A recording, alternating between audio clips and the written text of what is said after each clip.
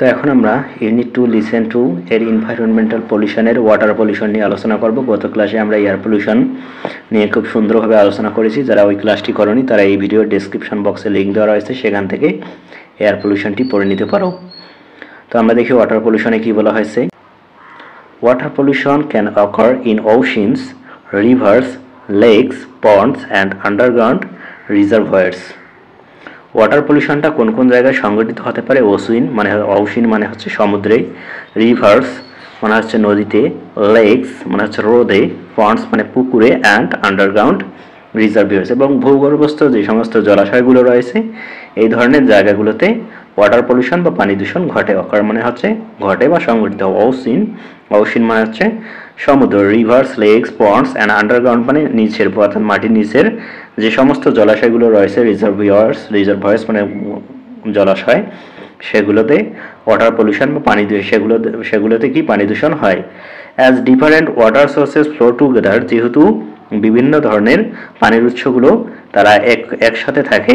Together মানে কি একসাথে, ফ্লো টুগেদার একসাথে বয়ে চলে। যেমন নদীর সাথে কিন্তু সমুদ্রের সম্পর্ক রয়েছে, বা একটা সবগুলোর সাথে আবার আন্ডারগ্রাউন্ড রিজার্ভয়ার্স বা ভূগর্ভস্থ জলাশয়ের সম্পর্ক রয়েছে।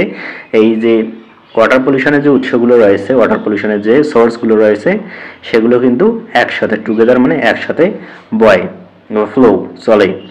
The pollution can spread easily and quickly, যার ফলে পলিউশন বা দূষণটা খুব বিস্তার লাভ করে ইজিলি অ্যান্ড কুইকলি, সহজভাবে এবং খুব দ্রুত গতিতে।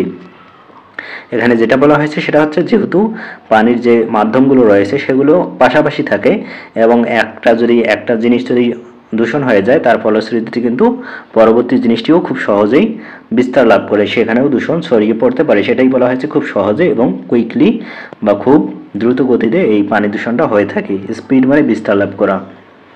Cause of water pollution include, water পলিউশনের কিছু কারণ আমরা এখানে দেখব। ইনক্লুড মানে হচ্ছে অন্তর্ভুক্ত। ইনক্রিজড সেডিমেন্ট ফ্রম সয়েল, মাটিতে পলি বেড়ে যাওয়া। সেডিমেন্ট মানে হচ্ছে পলি, মাটিতে পলি বেড়ে যাওয়া। এখানে আমরা ওয়াটার পলিউশনের কিছু কারণ দেখতেছি। ইরোশন মানে হচ্ছে যে ভাঙ্গন, অর্থাৎ নদী ভাঙ্গন রয়েছে, এর ফলেও ওয়াটার পলিউশন হয়ে থাকে।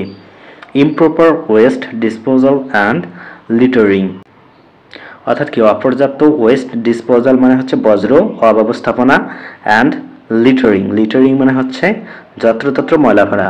এই যে বর্জ্যগুলো রয়েছে সারাদিন তো আমাদের এই দেশে প্রচুর পরিমাণে বজ্র নির্গত হয়। এই বর্জ্যগুলোর যে ব্যবস্থাপনাটা রয়েছে সেটা হচ্ছে সঠিকভাবে হয় না। এবং লিটারিং মানে হচ্ছে যত্রতত্র আমরা যেখানে সেখানে যে সে ময়লা ফেলি, পলিথিন ফেলি বা বিভিন্ন ধরনের পানি দূষণকারক যে পদার্থগুলো রয়েছে সেগুলো আমরা যেখানে সেখানে ফেলি, যার ফলে কিন্তু খুব সহজেই পানি দূষণ হয়। লিটারিং মানে হচ্ছে যত্রতত্র ময়লা ফেলে, এবং ডিসপোজাল মানে হচ্ছে ব্যবস্থাপনা। ইমপ্রপার মানে অসঠিক। ওয়েস্ট মানে হচ্ছে বজ্র। Leakage of soil pollution into water supplies, অর্থাৎ মাটি দূষণের যে পদার্থগুলো রয়েছে সেগুলো কি হয়, ওয়াটার সাপ্লাই বা পানির যে পরিবহন হয়, পানি যে সাপ্লাই হয় বা বয়ে চলে, সেখান দিয়ে কিন্তু খুব সহজেই এই ওয়াটারে চলে আসে এবং পলিউশন হয়। এরপর রয়েছে organic materials that decay in water supplies, জৈব যে পদার্থগুলো রয়েছে সেগুলো ক্ষয় হয়ে কি হয়, এই ওয়াটার সাপ্লাই বা পানির যে উৎস রয়েছে সেখানে চলে আসে। ডিকে মানে হচ্ছে ক্ষয় হওয়া। তো আমরা কিছু পানি দূষণের কারণ দেখলাম, এখন আমরা দেখব যে এই পানি দূষণ থেকে কিভাবে উতরানো যায়। ইনফ্যাক্ট, প্রকৃতপক্ষে polluting the land means polluting the water, এই মাটি দূষণ মানেই হচ্ছে পানি দূষণ। কারণ মাটিতে যেগুলো থাকে সেগুলো কিন্তু বৃষ্টিতে বা বিভিন্ন উৎসের মাধ্যমে আবার পানিতেই আসে। এজন্যই বলা হয়েছে polluting the land means polluting the water. পানি দূষণ মানেই হচ্ছে পানি দূষণ। এই যে এনভায়রনমেন্ট পলিউশন লিসেন টু তা তোমাদের জন্য খুবই গুরুত্বপূর্ণ, কারণ এটা থেকে তোমাদের প্যাসেজ বা পরীক্ষায় যে 1 নম্বরে প্যাসেজ আসে সেটা তো কভার হয়ে যাবেই, পাশাপাশি এই water pollution, soil pollution, environment pollution এগুলো সম্পর্কে তোমাদের একটা প্যারাগ্রাফি কিন্তু রয়েছে, সেটাও কিন্তু তোমাদের অনেকটাই কভার হয়ে যাবে। এরপর আমরা দেখি, throwing away a toxic substance on the ground near a water source means it eventually reaches the body of water. Throwing away a toxic substance মানে হচ্ছে বিষাক্ত কোনো পদার্থ অন দ্য গ্রাউন্ড, অর্থাৎ পানির পাশাপাশি যদি কোনো গ্রাউন্ড বা মাটিতে আমরা ফেলি, তাহলে এটা কি ইভেনচুয়ালি বা ঘটনাক্রমে এটা বডি ওয়াটার পানিতে গিয়েই পৌঁছাবে।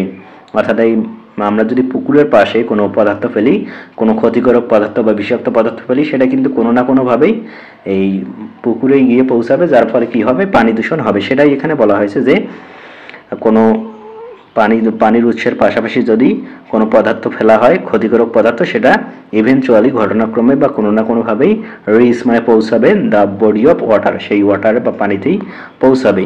গ্রাউন্ড মানে হচ্ছে মাটি, থ্রোয়িং হয় মানে নিক্ষেপ করা, বা টক্সিক সাবস্টেন্স মানে হচ্ছে বিষাক্ত পদার্থ, সাবস্টেন্স মানে হচ্ছে পদার্থ, নিয়ার মানে কাছের। এরপর আমরা দেখি অ্যাজ এ রেজাল্ট, যার ফলে the water is polluted, water polluted হবে বা ওয়াটার দূষিত হয়ে যাবে, পানি দূষিত হয়ে যাবে। Industrial waste must not be disposed in rivers or lakes. Industrial waste মানে হচ্ছে শিল্প কারখানার যে বর্জ্যগুলো রয়েছে সেগুলো অবশ্যই আমাদের ডিসপোজড, আমাদের ফেলা উচিত নয় রিভার্স অথবা লেকস, হ্রদে অথবা পুকুরে আমাদের বা নদীতে এগুলো আমাদেরকে ফেলা নয়। কিন্তু দুর্ভাগ্যবশত আমাদের বাংলাদেশে ইন্ডাস্ট্রিয়াল ওয়েস্ট বা শিল্প কারখানার যে বর্জ্যগুলো রয়েছে সেগুলো কিন্তু বেশিরভাগই নদীতে ডিসপোজ করা হয় বা নিঃসরণ বা ফেলা হয়। তো এরপর আমরা দেখি we need to be more careful about disposing household West. এছাড়াও আমাদের কি হাউসহোল্ড বা বাড়ির যে সমস্ত বর্জ্যগুলো রয়েছে সেগুলো সম্পর্কেও ডিসপোজিং করা বা সেগুলো ফেলার ব্যাপারেও আমাদেরকে সতর্ক থাকতে হবে।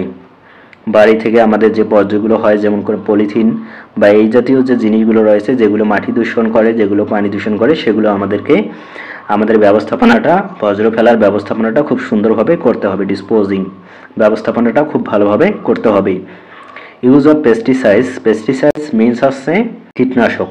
ইউজ অফ পেস্টিসাইডস, পেস্টিসাইডস মানে হচ্ছে কীটনাশক, means use of pesticides means এই পেস্টিসাইডস বা কীটনাশক ব্যবহারের মানে হচ্ছে দ্যাট হোয়েন ইট রেইনস, যখন বৃষ্টি হবে, chemicals used in the lawn or garden wash into the water bodies, যে সমস্ত কেমিক্যালগুলো ইউজ করা হয় গার্ডেনে, লন মানে হচ্ছে গার্ডেন এবং গার্ডেন মানে আমরা জানি বাগান, লন মানে এবং গার্ডেন মানে হচ্ছে বাগান, সেগুলোকে বৃষ্টিতে ধুয়ে ওয়াটার বডিজ বা পানির যে সমস্ত উৎসগুলো রয়েছে সেগুলোতে চলে যায়। অর্থাৎ কৃষি জমিতে বা অন্য আমরা উদ্ভিদের ক্ষেত্রে কিন্তু এই যাতে গাছ বা উদ্ভিদ ভালো থাকে সেজন্য আমরা কি পেস্টিসাইডস বা কীটনাশকের কেমিক্যালগুলো আমরা ঔষধগুলো ব্যবহার করি, যেগুলো বৃষ্টির মাধ্যমে ধুয়ে আবার কিন্তু পানিতে চলে আসে এবং যার ফলে কি হয়, পানি দূষিত হয়ে যায়।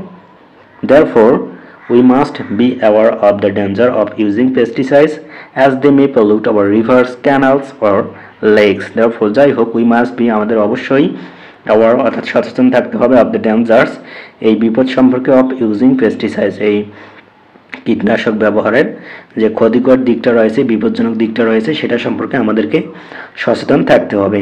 অ্যাজ দে মে পলিউট, কারণ তারা কি করতে পারে, দূষিত করতে পারে আওয়ার রিভার্স, আমাদের নদী, ক্যানালস, খাল, অ্যান্ড লেকস এবং হ্রদ, এগুলো আমাদেরকে কি করতে পারে, দূষিত করতে পারে। তো আমরা ওয়াটার পলিউশনটা খুব সুন্দরভাবে দেখলাম। এখন আমরা সয়েল পলিউশনটা দেখব। সয়েল পলিউশনের ক্লাসটি করার জন্য তোমাদেরকে এই চ্যানেলের এই ভিডিওর যে ডেসক্রিপশন বক্সে লিঙ্ক দেওয়া রয়েছে সেখান থেকে তোমরা করে নিবে, অথবা এই চ্যানেলটি থেকেও করে নিতে পারো।